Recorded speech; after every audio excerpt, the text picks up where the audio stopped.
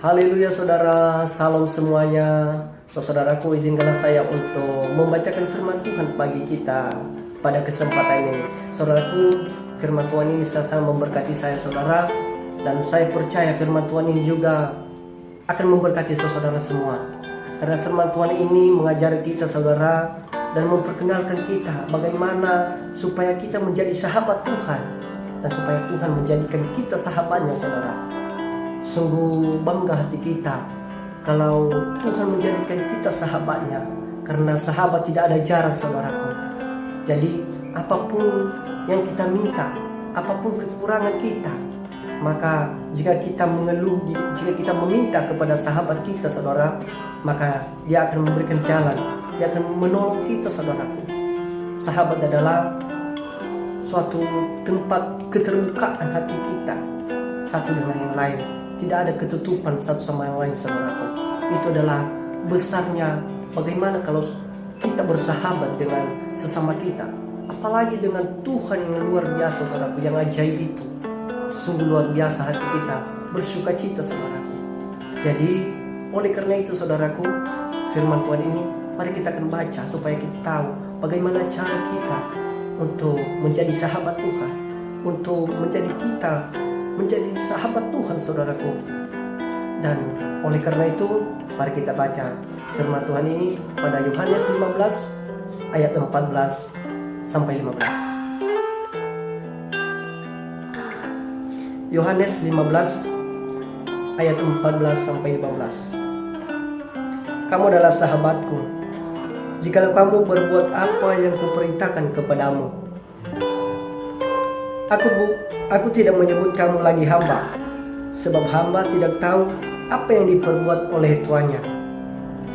Tetapi aku menyebut kamu sahabat, karena aku telah memberitahukan kepada kamu segala sesuatu yang telah kudengar dari Bapakku.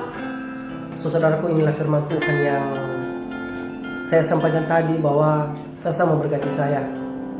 Saudaraku, sudah kita tahu bahwa bagaimana supaya kita menjadi sahabat Tuhan. Apa yang dikatakan pada ayat 14 tadi saudaraku. Mari kita akan melakukan firman-Nya, melakukan apa yang telah diperintahkannya kepada kita saudaraku. Yang telah diperintahkannya adalah firman-Nya ini saudaraku. Jadi mari kita akan teguhkan hati kita, dan mari kita akan memandang Tuhan saudaraku, supaya kita benar-benar berjalan sesuai dengan kehendak Tuhan. Saudaraku, inilah firman Tuhan yang saya bawakan, dan untuk meneguhkan kita lebih lagi saudara, mari kita akan dengarkan rekaman ini. Shalom, selamat pagi bagi kita semua. Renungan pada pagi hari ini tertulis dalam Yohanes pasal 15 ayat 14 yang berkata, "Kamu adalah sahabatku jikalau kamu berbuat apa yang kuperintahkan kepadamu." Ada dua hubungan yang terlihat melalui ayat ini, hubungan kedekatan dan hubungan posisi atau jabatan. Hubungan posisi adalah melakukan perintah, sedangkan hubungan kedekatan adalah sahabat. Tidak ada sahabat yang memerintah sahabatnya, sebab kata perintah adalah antara atasan dan bawahan. Jadi Yesus tetap mempertahankan posisinya sebagai Tuhan dan Raja yang memiliki hukum dan firman. Sekalipun ia berkata sahabat, namun tetap posisinya antara atas dan bawah. Saudara-saudari, apakah yang menyenangkan hati atasan kita? Atau setidaknya jika kita menggambarkan hubungan orang tua dengan anak, apakah yang menyenangkan hati orang tua kita? Tentu jawabannya adalah ketika kita menjalankan semua petuah dan nasihat-nasihat mereka. Memang jika kita memuji-muji mereka, selaku manusia mereka pasti senang. Namun jika perilaku kita di luar rumah tidak benar dan berbuat kejahatan, apakah mereka tidak marah? Tentu mereka marah. Mereka tahu bahwa perbuatan yang jahat dan tidak benar yang kita lakukan di luar rumah, sekalipun tidak di depan mata mereka, itu semua akan merusak nama baik mereka. hal ini akan membuat rasa suka mereka terhadap kita, anak-anaknya, pasti berkurang. Hal yang sama juga diminta Allah kepada kita melalui nats saat ini. Apakah gunanya jika kita terus memuji dan memuliakan nama Tuhan, sedang di luar itu perbuatan kita tidak sedikit pun mencerminkan apa yang Tuhan minta? Maka perkataan Yesus dalam firman ini mengangkat hubungan baru antara Tuhan dengan manusia.